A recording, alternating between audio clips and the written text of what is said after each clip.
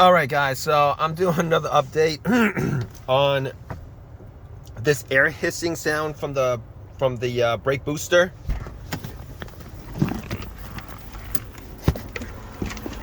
So this is what I did yesterday, and as you guys could see, I actually tried to seal the brake boot with some Flex Seal. I got some foam, some spray foam.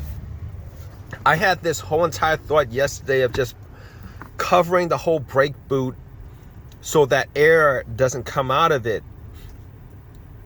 And to be honest with you, I still have that thought. I still have that thought, but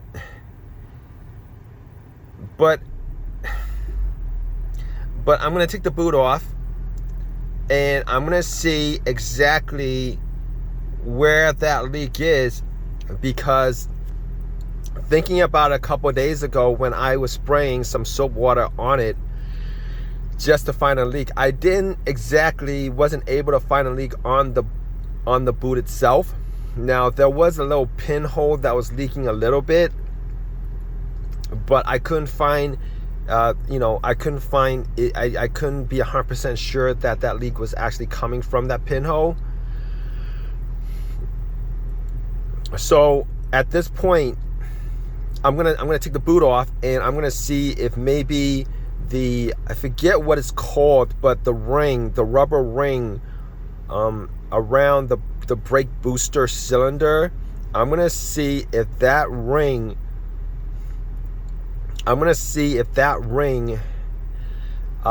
if I could either fix the ring, or maybe it got crumpled in a way. It's possible that it may got crumpled in a way, or whether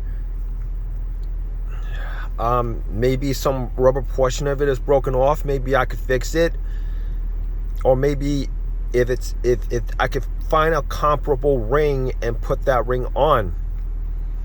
That's what I'm thinking of doing. But at this point, I'm probably going to, that's what I'm going to be doing. Try to fix it. If I can't fix it, I'm going to buy the brake booster itself. I'm not going to buy the air actuator, because there's two components to the braking system: the Prius, the brake booster, or the brake actuator. And I'm not going to buy the brake actuator because it's working fine. And and it's probably going to cost $1,000 if I buy two of them.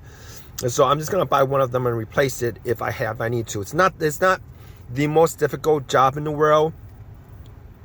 I've heard that you probably need a specialized or an expensive OBD2 scanner to calibrate the bleed on the brake.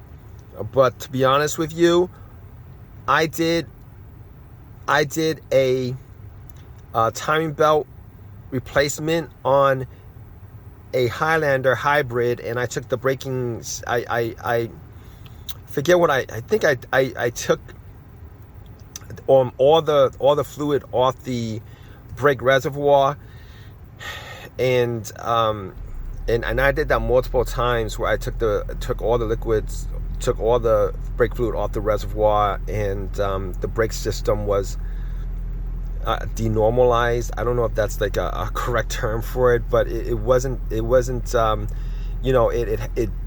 a state where it had to be bled out.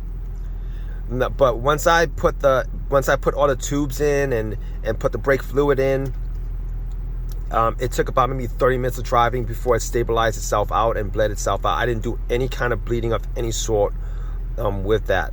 So hopefully, I'm crossing my fingers that that's the case. That's a trick that I've known from like 2 years ago. That's a trick that I've known for like 2 years ago, and that's a trick that I'm gonna be doing as far as If I need to change out the brake booster, I probably won't need to calibrate it. I'll drive for 30 minutes and hopefully, I mean, it's got to be the same system. It has to be. I mean, there's no way that that's not the same system. But regardless of that, just putting up another video. And to be honest with you, this brake and ABS light and the traction light, that's not from my hybrid battery.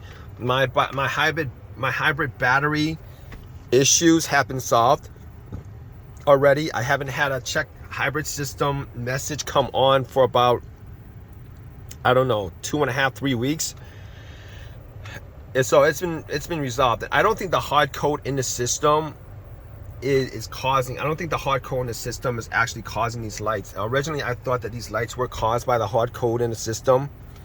I don't believe that it's caused by the hard code in the system at this point. I think these lights are actually caused by the brake issue.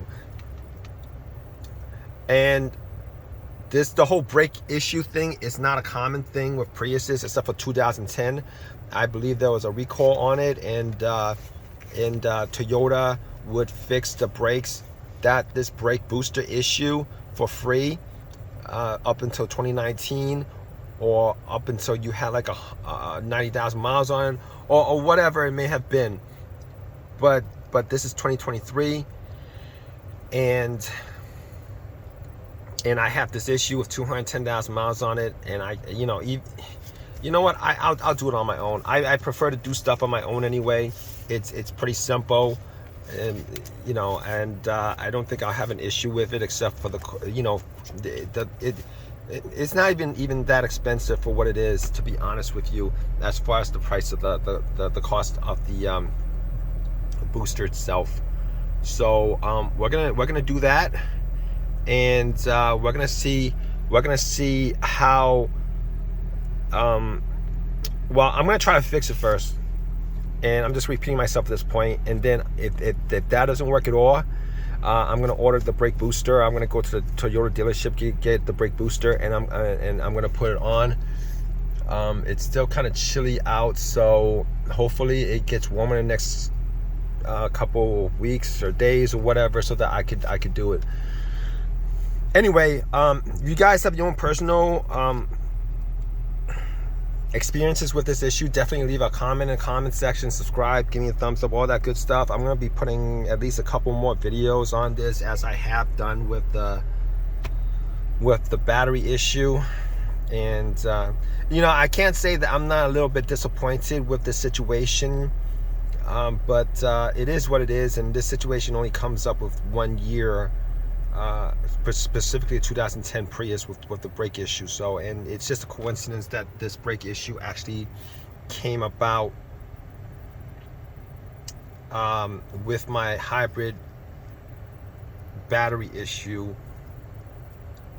Now, I don't know if that actually is a coincidence, or maybe it's because I have 210,000 miles on my car. But either way, it's not one of those issues that's the worst issue in the world. It's an issue I could live with. I originally thought that maybe changing out the brake booster was a pain in the butt to do, but it's not really that bad, to be honest with you. So hope you guys enjoy my video. Please give me a thumbs up and all that good stuff, right guys? Take care.